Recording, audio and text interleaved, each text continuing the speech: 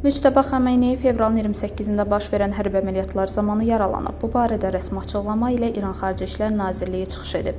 Nazirliyin məlumatına görə hadisədən sonra Müctəba Xameyniyə tibbi yardım göstərilib və hazırda onun vəziyyəti stabil qiymətləndirilir.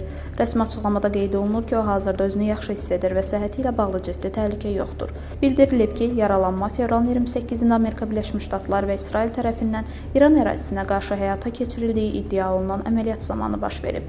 Hadisənin hansı şəraitdə və hansı bölgədə baş verdiyi barədə isə hələlik əlavə detallar açıqlanmayıb. Ekspertlərin fikrincə bu məlumatın rəsmi şəkildə açıqlanması regionda onsuz da gərgin olan geosiyasi vəziyyət fonunda diqqət çəkir. Yaxın Şərqdə son aylarda artan qarşıdurmalar, xüsusilə də İran ilə Qərb və İsrail arasında davam edən siyasi və hərbi gərginlik fonunda belə xəbərlər daha geniş siyasi rezonans doğurur. Analitiklər hesab edir ki, Müctəba Xameyninin adı İran daxilində siyasi dairələrdə tez-tez hallanır və o ölkənin siyasi elitasında təsirli fiqurlardan biri kimi göstərilir.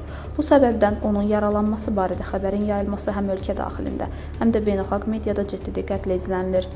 Hələlik rəsmi Tehran hadisənin detalları barədə geniş məlumat verməyib.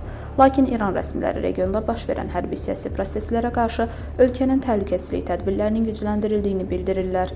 Müşahidəçilər qeyd edirlər ki, son dövrdə İran, Amerika Birləşmiş Ştatları və İsrail arasında qarşılıqlı ittihamlar və təhlükəsizlik insidentləri artmaqdadır. Bu isə Yaxın Şərqdə onsuz da mürəkkəb olan təhlükəsizlik balansının daha da həssas mərhələyə daxil olduğunu göstərir.